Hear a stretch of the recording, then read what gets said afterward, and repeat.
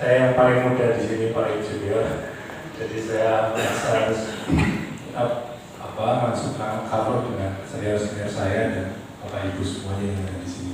Jadi kebetulan materi yang akan saya bawakan pada hari ini adalah tesis yang saya susun pada tahun sejak 2017 sampai 2018. Dan saya pertahankan di depan 3 penguji pada waktu itu, dan sekarang di hadapan 60 penguji. Nah, itu bedanya. Ya, jadi saya malah deg-degan ya di hadapan 60 penguji. Fokus penelitian saya titik beratkan pada pameran Mangkubumi. Kebetulan saya lahir di Jogja dan saya ingin mempelajari sejarah dari wilayah daerah kelahiran saya sendiri, mulai dari awal yaitu pameran Mangkubumi. Bagaimana beliau pada akhirnya bisa membentuk sebuah kasultan dan bagaimana kelahiran dari kesultanan tersebut. Ternyata ketika saya mencoba menelusuri sejarah itu, ini masih banyak peristiwa yang berkaitan dengan kelahiran kesultanan. Salah satunya adalah dengan bumi Sukowati, dua nama yang dari tadi kita bahas terus ya, mana yang benar, siapa yang salah. Dan saya kira saya tidak dalam ranah yang membenarkan atau menyalahkan, tetapi saya menggunakan dari sumber yang saya gunakan itu mana yang paling banyak, dan ternyata sumber-sumber yang saya gunakan itu banyak menyebutnya Sukowati menggunakan O. Oke, jadi mungkin ini nanti bisa menjadi bahan pertimbangan untuk diskusi lebih lanjutnya. Kemudian batasan temporalnya saya batasi sampai Kabanan, yaitu sekitar tahun 1749. Jadi ini cukup pendek, 1746 sampai 1749 saja. Namun meskipun demikian, dari 3 tahun ini saja itu banyak peristiwa yang terjadi. Mulai dari babat historiografi tradisional, kemudian kita bisa melihat kajian-kajian dari sejarawan luar negeri, ini sudah banyak yang menyajikan peristiwa seperti ini. Oke, sebelum masuk ke Mangkubumi, kita akan coba melihat konteks secara lebih luasnya dulu. Mengapa pemberontakan Mangkubumi atau pengeramannya Pangeran Mangkubumi itu bisa terjadi? Apakah secara muncul tiba-tiba langsung jadi peristiwa tunggal, atau ternyata ada kausalitasnya, ada sebab akibatnya? Nah, konteks besar politik yang terjadi pada tahun atau abad 18 ini, perempat abad ini, Mataram Islam mengalami guncangan politik yang begitu dahsyat. Kalau kita mau ke belakang lagi, itu sejak akhir pemerintahan Hamengkubuwono pertama sudah mengalami guncangan yang dahsyat gitu. Keraton Kleret diambil alih oleh Trunojoyo, pemberontakan Trunojoyo. Kemudian Mataram mencoba bangkit kembali, dan ternyata di sana melibatkan VOC. Nah, mengapa melibatkan VOC di situ? Dikarenakan kekuatan militer Mataram ini masih butuh pemulihan. Nah, akhirnya relasi yang terjadi antara keduanya ini berlanjut sampai dengan peristiwa yang akan kita bicarakan ini. Mengapa VOC itu mengintervensi secara kuat gitu di pemerintah Mataram? Mengapa dia turut campur di sana? Itu ada sebabnya. Nanti kita akan telusuri. Beberapa pemberontakan selain Pangeran Mangkubumi, di sana juga ada Pangeran Blitar. Ini berbasisnya di Kartosekar, di Pleret sana, di Bantul. Kemudian ada pemberontakan Pangeran Diponegoro. Maaf, ini saya typo, ada kurang roll di situ. Membangun benteng dan istana di Desa Panjalan Sukowati. Kemudian yang ketiga, pemberontakan Raden Mas Garedi. Mungkin Bapak Ibu sudah familiar dengan ini. Geger Paci dahsyat, meluas dari Batavia akhirnya sampai pedalaman Jawa, dan menyebabkan pula Kartosuro harus runtuh. Atas usulan kuning, Raden Mas Garedi mengambil alih istana Mataram Islam di Kartosuro dalam peristiwa Geger Bacino. Ini dari 3 gambaran ini kita melihat bahwa kondisi politik di Mataram Islam semakin kacau. Raja dituntut harus bisa menyeimbangkan kosmos kerajaannya melalui negosiasi-negosiasi. Selain itu malah di lingkungan sekitarnya banyak sekali terjadi perlawanan terhadap beliau juga, terhadap kerajaannya. Namun yang unik adalah dari perlawanan Pecinowi itu tidak ada yang bisa mengambil alih kedudukan Keraton Mataram. Yang bersifat destruktif hanya yang Kiai Pecino, karena itu gabungan masyarakat Tionghoa dan juga Jawa. Jadi itu sangat besar. Lanjut di slide selanjutnya, Mas, tolong.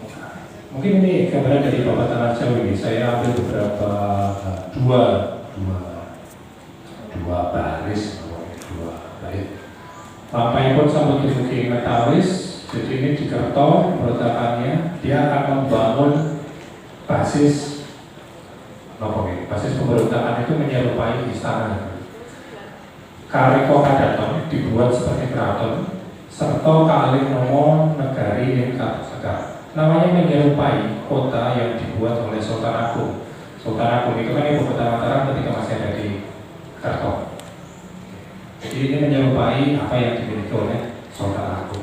Kemudian yang kedua, Pangeran Blitar itu mendatangi Kerto Sekar, aja judul Sultan Ibnu Mustofa Pakubuwono Senopati Ngaloko. Dari teks ini saja kita melihat adanya intensi dari seorang Pangeran Blitar untuk bisa menyamai kekuasaan yang dimiliki oleh Sultan Agung. Yang pertama, beliau menginginkan gelar Sultan, dan yang kedua, ini beliau menggunakan gelar Pakubuwono, sama dengan yang dikenakan oleh Pakubuwono yang kedua. Jadi legitimasinya ini diharapkan bisa menyamai raja yang telah berkuasa di Mataram. Oke, lanjut. Baik, kembali lagi ke Sokowati. Embrio perlawanan Pangeran Mangkubumi. Mangkubumi ini terlibat dalam peredaman pemberontakan. Pasca peristiwa Kiai Pecino, ternyata basis-basis pemberontakan ini masih ada. Dan Bapak Ibu juga mungkin sudah mengikuti narasi ini. Pangeran Mangkubumi memenangkan sayembara itu, atau berhasil meredam pemberontakan itu, dan seharusnya berhak atas bumi Sokowati. Namun yang terjadi adalah sebaliknya. Tanah yang dijanjikan itu tidak diberikan sesuai dengan yang dijanjikan tadi, tidak diberikan seluas yang dijanjikan. Awalnya 3.000 sampai 4.000 cacah, tetapi yang akhirnya diberikan hanya 1.000 cacah. Penyebabnya adalah karena adanya kekhawatiran bahwa jika 3.000 cacah tadi diberikan kepada Pangeran Mangkubumi, Pangeran Mangkubumi mampu membentuk satu himpunan kekuatan dan menjadi ancaman tersendiri bagi Mataram. Seperti itu. Tidak hanya Pangeran Mangkubumi saja yang menjadi kekhawatiran, tetapi pangeran-pangeran yang lain, jika diberikan tanah seluas yang sama, maka potensi perlawanan ini akan semakin besar terhadap Mataram. Jadi kita tempatkan dulu ya pada konteks politik pada waktu itu. Jadi bagi siapapun yang menyamai raja ini dianggap sebagai oposisi dan harus diseimbangkan. Jadi jangan sampai pihak lain dapat mengambil alih pemerintahan raja berkuasa. Susunan Pakubuwono II, Gubernur Jenderal VOC dan petinggi Mataram Islam khawatir atas kekuasaan yang dimiliki Mangkubumi. Jadi jika itu akan diberikan. Next. Baik, Mangkubumi Madekraman. Luasan tanah tadi tidak diberikan sesuai dengan yang dijanjikan. Lalu muncul pandangan. Ada dua perspektif di sini. Yang pertama adalah raja dianggap tidak menepati janjinya.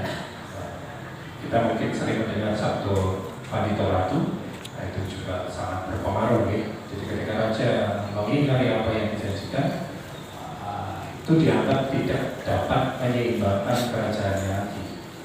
Ada ketidakseimbangan di sana. Kemudian yang kedua, pandangan yang kedua adalah bahwa Mangkubumi dipersilakan untuk pergi dengan restu Pakubuwono yang kedua. Oke, jadi kalau di bagian ini juga kita akan menemukan narasi Gubernur Jenderal VOC ini merendahkan Pangeran Mangkubumi. Pangeran Mangkubumi dianggap berambisi terlalu besar dengan ingin menguasai tanah Sokowati.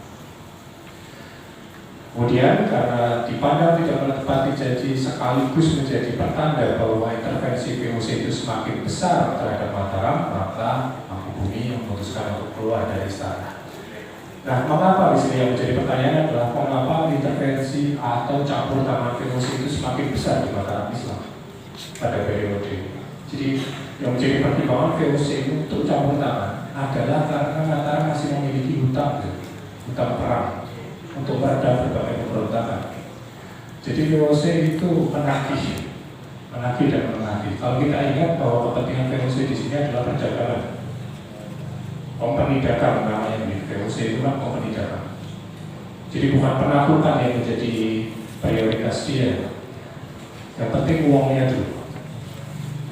Nah, untuk membayar pegawai-pegawainya itu, awak kapalnya itu, dan serta prajuritnya militer, dia harus punya uang pemasukan. Makanya dia meminta penguasaan atas pelabuhan-pelabuhan kepada Mataram agar hutangnya itu terpenuhi.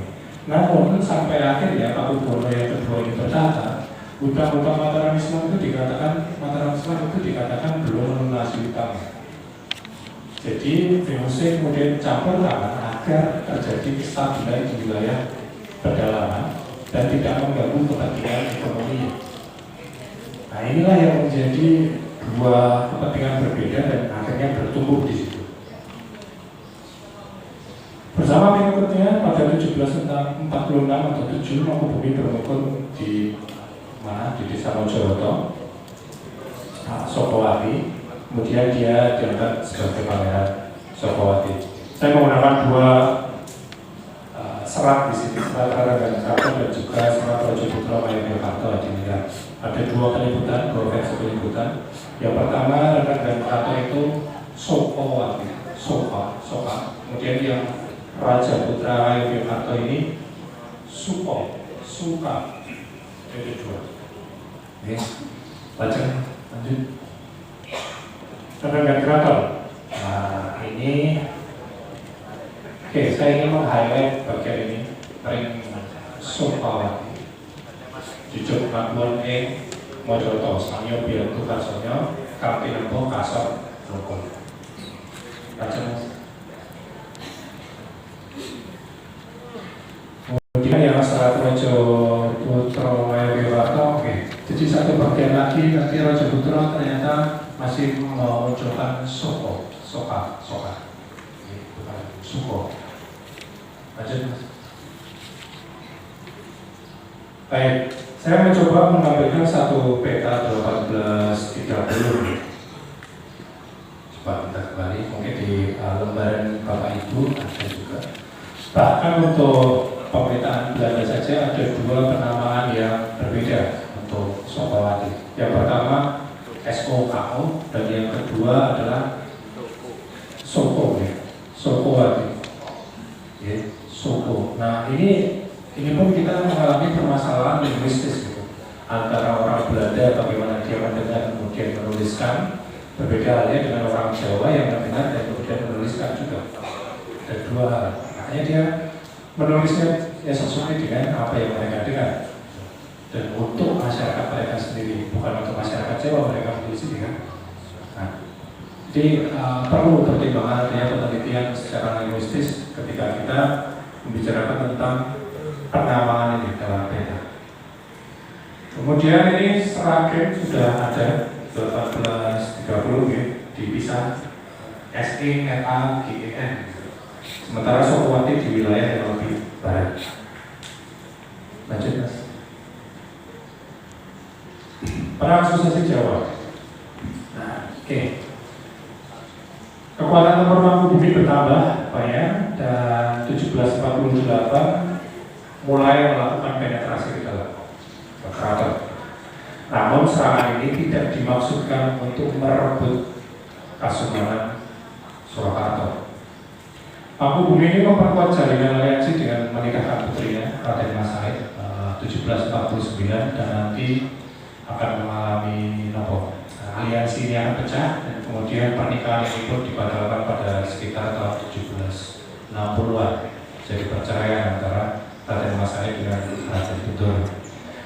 Perlawanan Mangkubumi berhasil merebut pos-pos pesisir. Jadi kita nanti akan mendapat gambaran bahwa pola yang digunakan Mangkubumi ini mulai dari Sokowati, Cekawang ke arah utara merebut pos-pos Grobogan dan sebagainya, itu memutari gunung berapi sampai akhirnya nanti jatuh di Kedu atau Baglen, dan dia tinggal mengarah ke timur sudah masuk ke Mataram bagian barat gitu.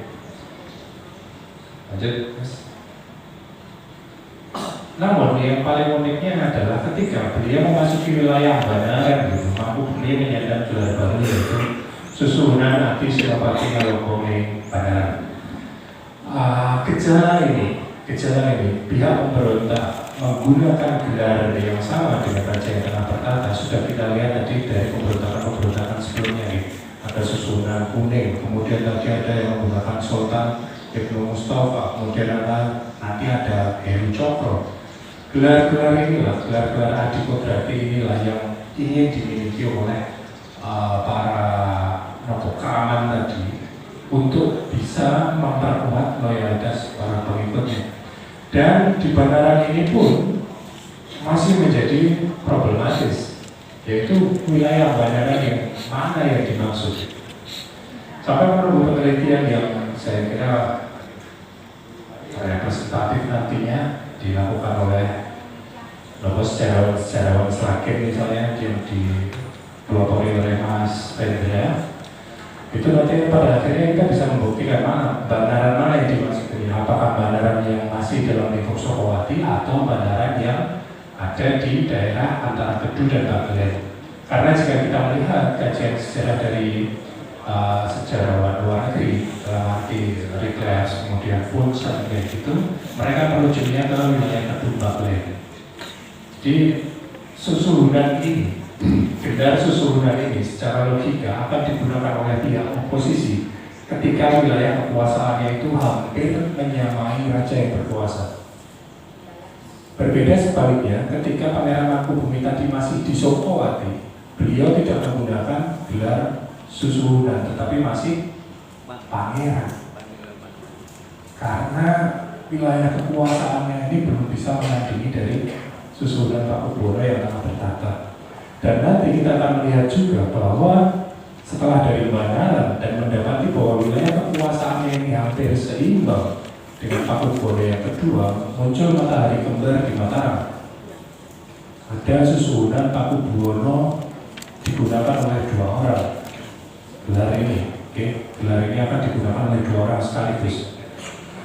Yang nanti Mangkubumi akan menjadi Susuhunan Pakubuwono ing Mataram. Sementara nanti ada juga Susuhunan Pakubuwono III ing Surakarta. Ada dua Susuhunan Pakubuwono ini menjadi bahan pertimbangan penting untuk bisa melihat kondisi politik yang terjadi pada waktu itu. Lanjut. Setelah pemegang keraton.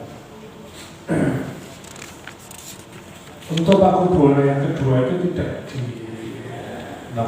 dimakamkan di mana? Di Wogiri. Karena di wilayah Mataram ini atau Banaran itu ternyata masih dikuasai oleh Pangeran Mangkubumi. Hal ini menjadi logis. Kabanaran mana yang akan kita maksud? Jadi Kabanaran di Mataram sana atau Kabanaran yang ada di Sokowati.